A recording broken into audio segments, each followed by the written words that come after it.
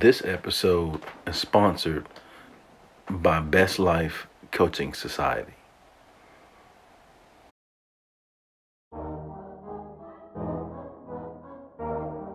Yeah. Listen, success is whatever you make it. If you want to be happy, you want to provide for your family. Live. You gotta put that work in, man. You gotta go get Learn. See, listen, this is what I tell them. Serve. I've been grinding for so long, I wake up and chase my goals. Inspire. I go out and I go get it. You're in the right place. You're checking out Chip Baker, The Success Chronicles. Conquer all my goals, then I'm living out my dream. Dig deep, go out and get it. Success Chronicles. Compete until it's finished. Success Chronicles. Hey, what's up, everybody? This is Chip Baker coming to you with another episode of The Success Chronicles. And today we have my guy, Bryan Carrington, with us. And he's a Houston native, UH alum, and director of recruiting at UT, University of Texas. And really good guy, doing some big things, a lot of positive vibes, and doing some great things there at UT. And so first, I just want to say thanks so much for taking the time for interviewing with the Success Chronicles. Man, I appreciate you having me. All right. Well, talk to us about your life story. I know I mentioned, some things about, kind of where you're from, but if you don't mind, just talk to us about that life story and kind of track it up until now.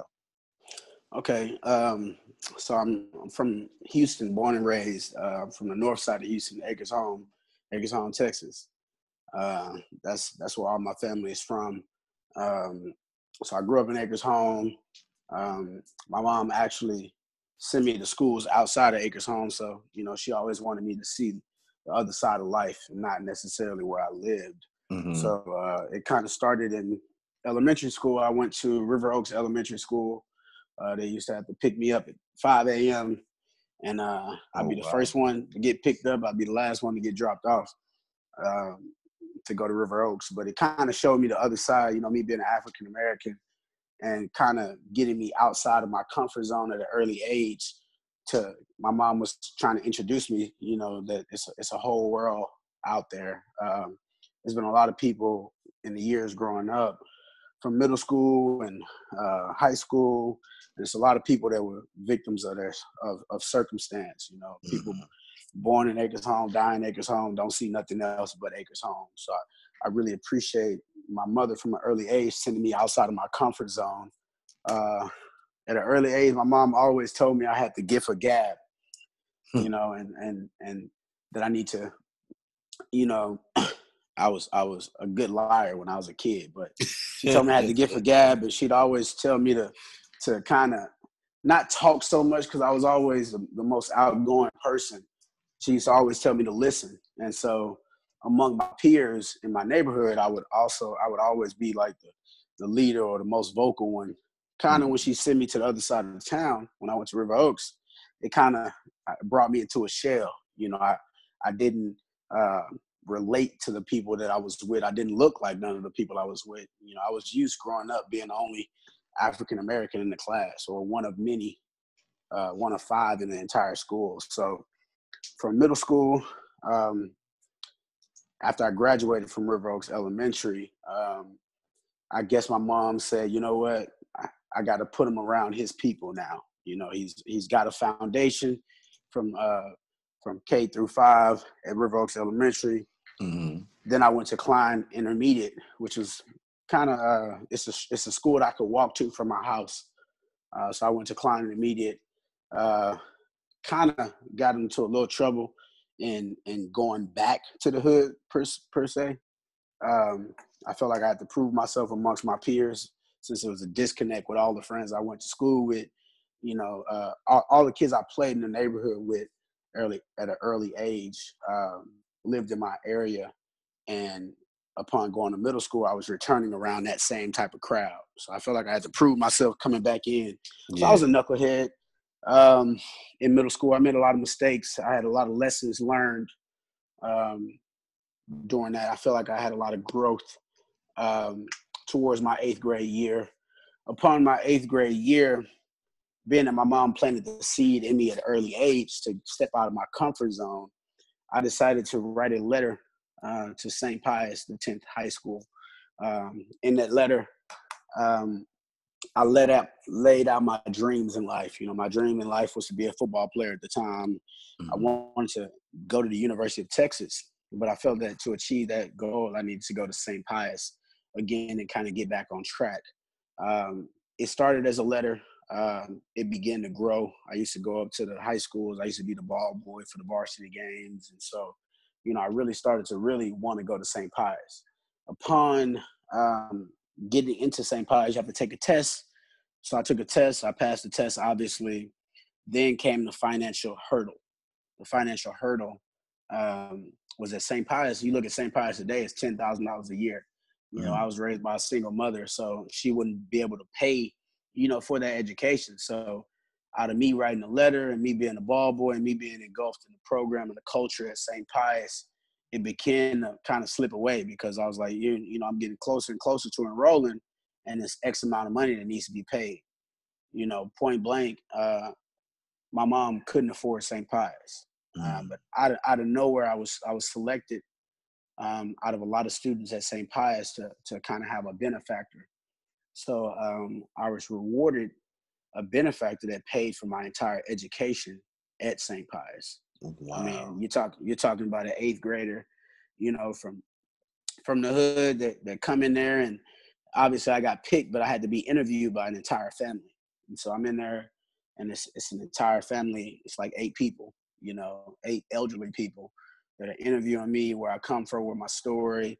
And I remember them asking, you know, who's the mayor? You know, who's the city controller? You know, name a few councilmen. And me, I was naming so many councilmen because my grandmother was a politician.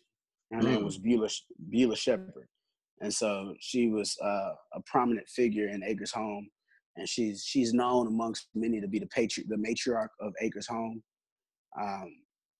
So I was always traveling with her and going to banquets and luncheons. And, you know, I remember I interviewed Sylvester Turner when I was a little kid. I actually created for a school project the first African-American magazine for young boys.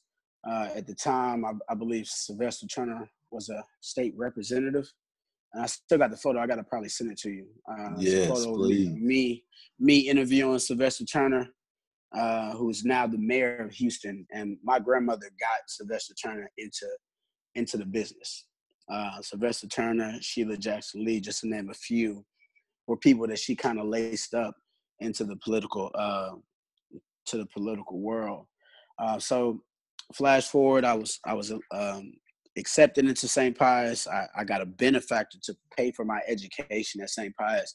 And St. Pius is responsible for teaching me how the real world is. You know, no handouts. I mean, I'm talking about, I'm going to St. Pius. I got to catch 2 buses to get to St. Pius. And the students at St. Pius, you know, 14 years old, riding up with a BMW, and, you know, everybody had cars except me. I'm riding the bus, you know, but at the same time, I was raised to be very appreciative.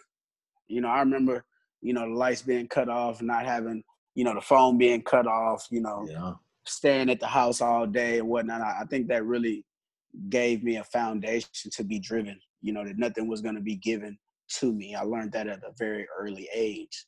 So St. Pius taught me that as soon as I turned 18, you know, stuff is about to get real. You know, I'm looking at students that got, you know, trust funds and come from wealthy families. They got, you know, very privileged individuals. And, you know, when I leave St. Pius, I'm going back to the hood. I'm going back to poverty, you know, but I get teased from it when I go during the day. You know, I get teased, you know, from the life that other people lived.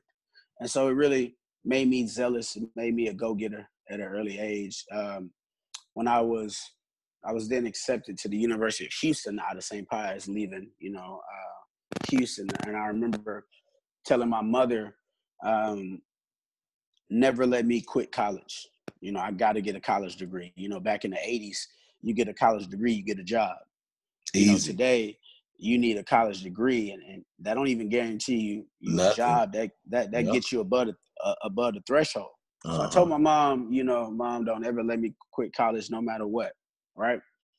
So from that point, I went to U of H, man. And I'm telling you, it was a culture shock. You know, I had my own place.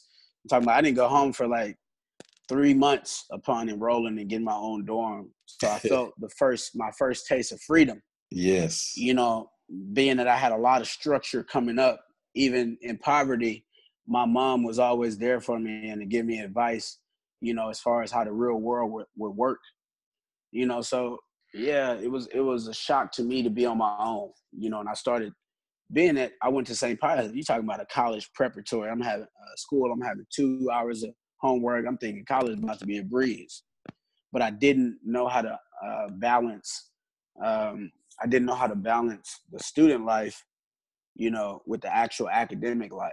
So I began to make the student life, the college life, a priority. And I used to put college on the back burner because I was just going through an experience during that time when my grades kind of fell off. I was on academic suspension, and then I was on academic probation, and then I was eventually on academic suspension, meaning I had to stay away from U of H for a year.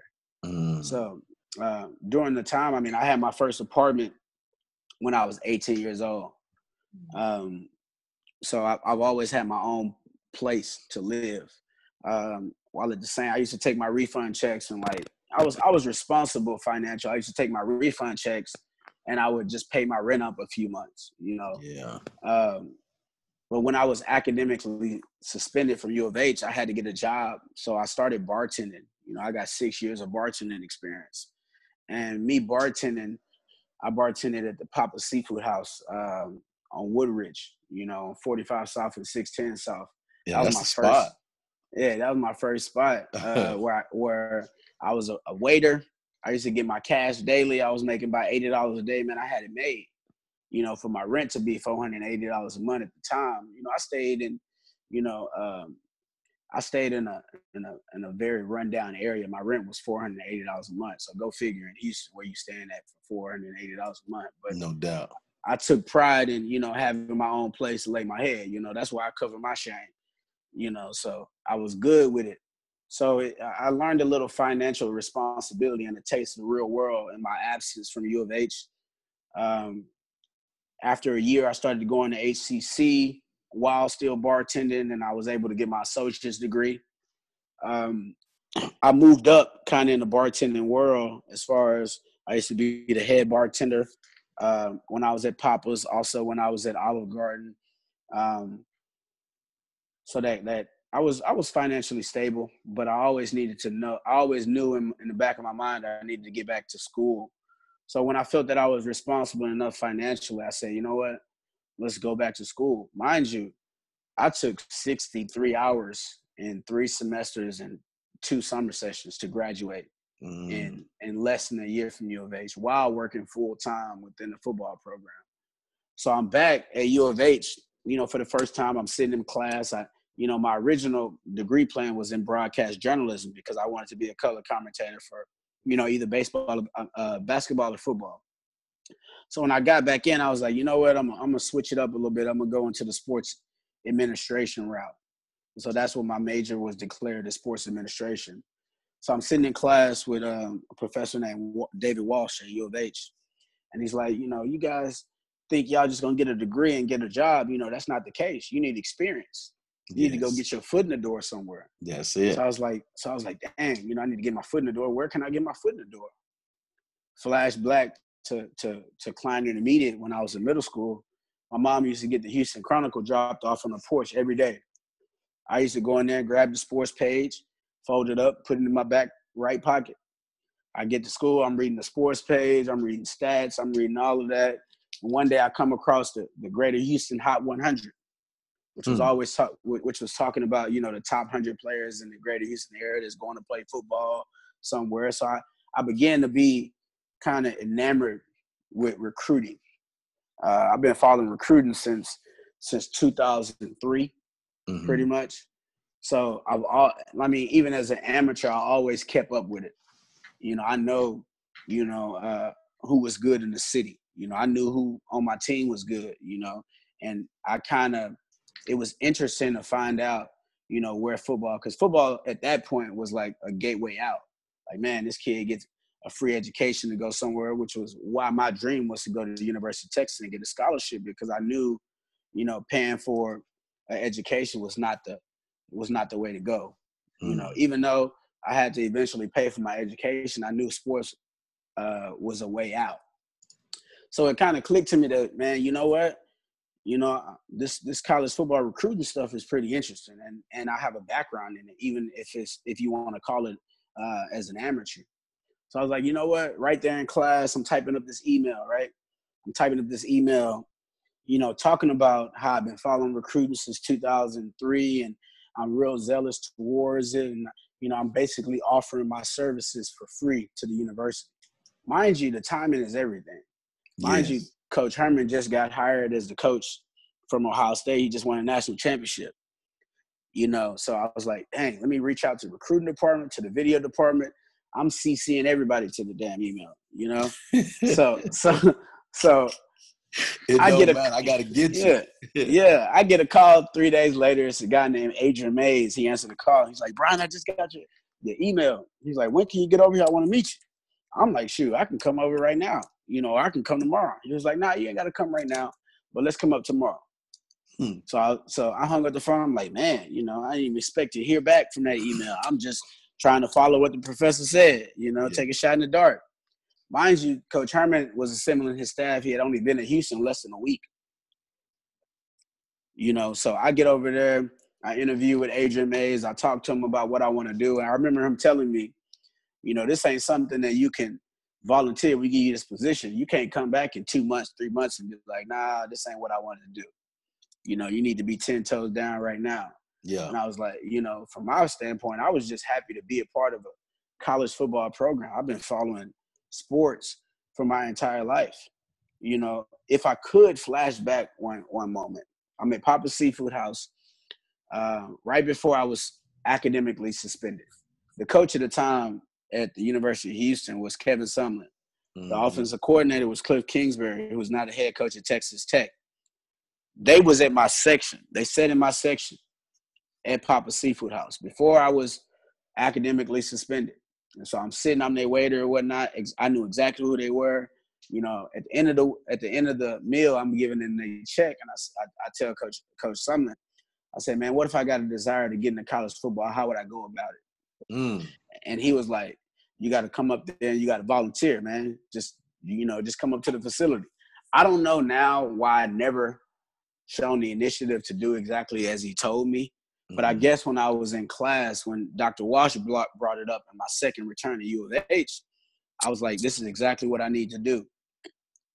So I got that position, man. And I remember meeting Coach Herman for the first time. And I mean, for the first year and a half, I doubt Coach Herman knew my name, you know, or anybody within the facility knew my name.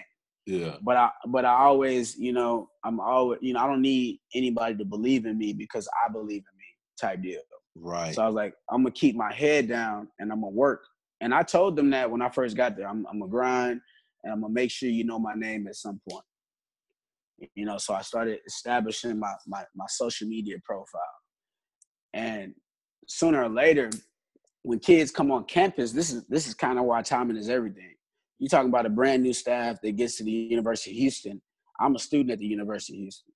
I know more about this campus from my time, my first stint at U of H and my second stint at U of H than anity on this staff. So when you bring a recruit up to the school, who better to show them around than me? Yeah. You know, than me. So I started to you know, slowly put more stuff on my plate that I can, and not only that, but show my peers and the colleagues that I work with that, hey, man, I'm coming with it type deal. So from Coach Herman not knowing my name, anybody in the facility not knowing my name, over time, they knew my name. Over time, kids would come up to the school and be like, hey, where Brian at? You know, where BC at? Where B at? And it kind of clicked to me that, man, you know, I might be doing a good job, you know? Because I remember Adrian Mays came up to me and was like, you know, so-and-so asked about you. You know, so-and-so asked about you. Great job. And I was like, damn, you know, that's all I got to do? Get these kids to say my name? Bet, we good. So over time, you know, I'm learning the entire foundation of recruiting, right? I'm learning the ins and outs of recruiting, the foundation of recruiting from the bottom up, you know, slowly adding stuff to my plate And it kind of just took off from there, man. I mean, I've started my social media from 0 followers. Now I got over 11,000 followers, I think. But I used to start just branding myself and dropping facts about the University of Houston on the Twitter. And I remember the first time I got Coach Herman to retweet me on Twitter, I was like, man, I guess I'm doing something right.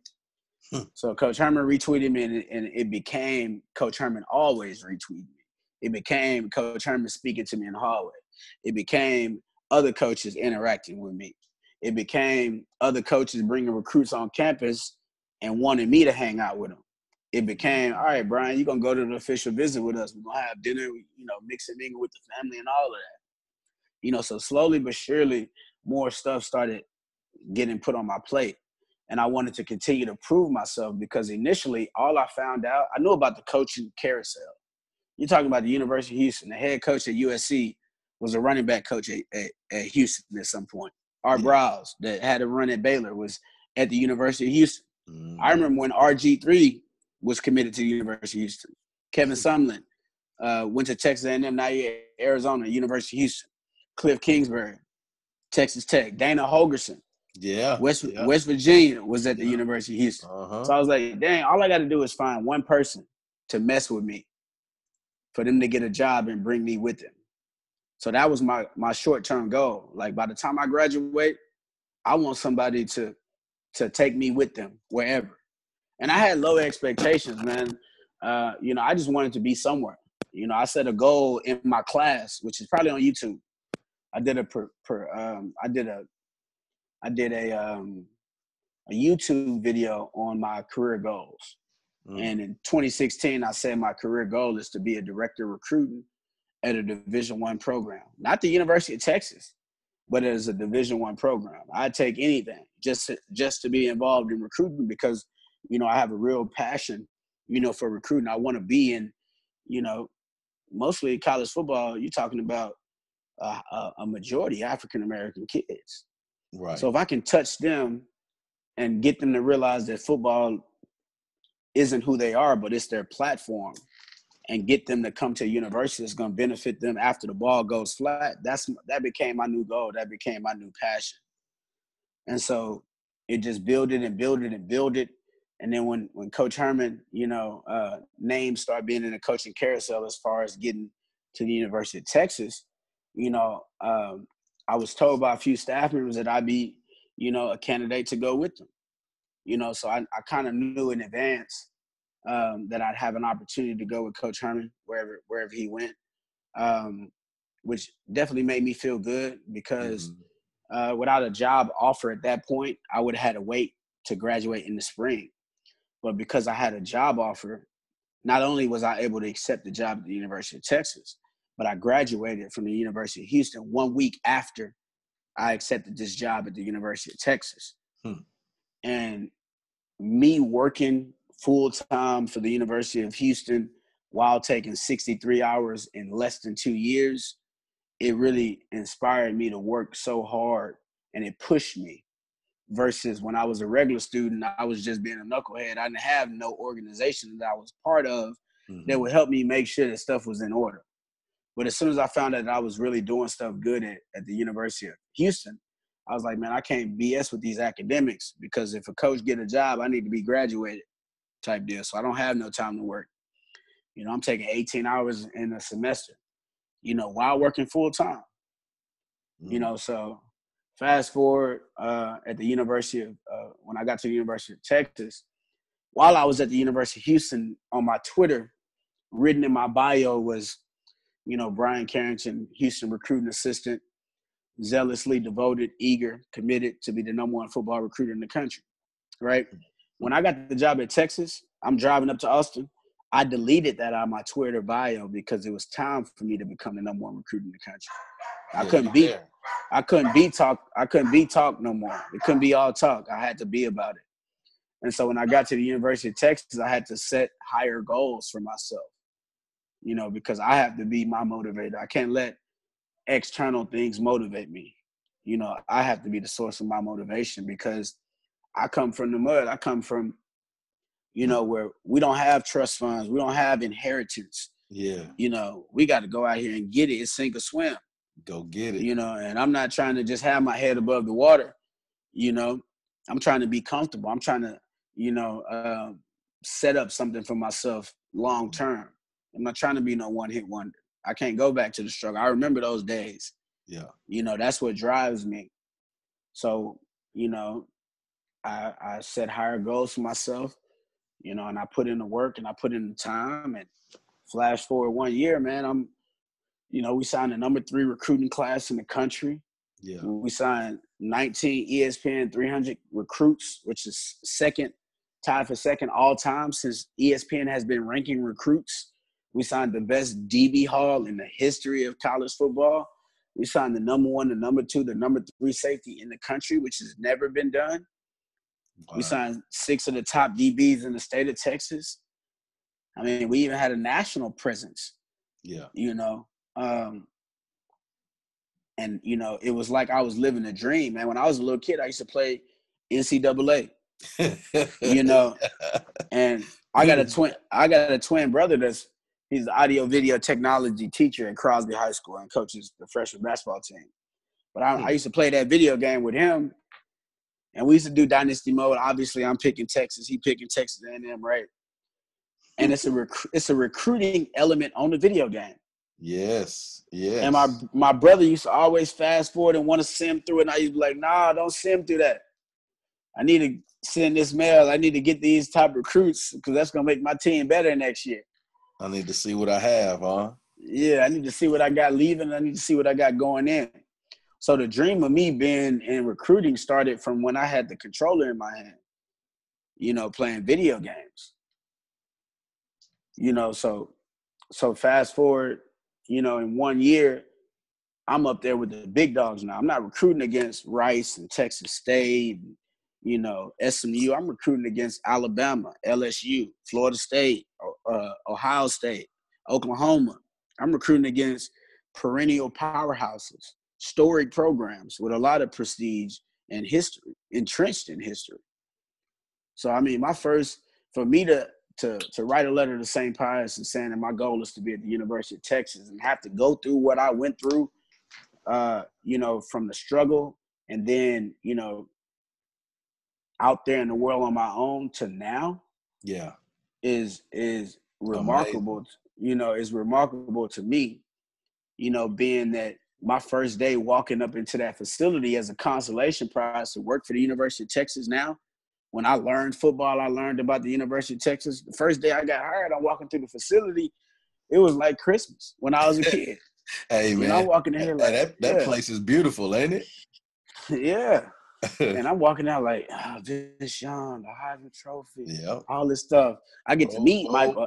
I get to meet Michael Huff. Yeah, yeah.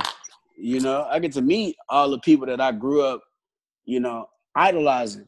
You know, it's the University of Texas. You know, it don't get no better than that. No doubt. You know. Well, man, I sure appreciate you sharing your story with us.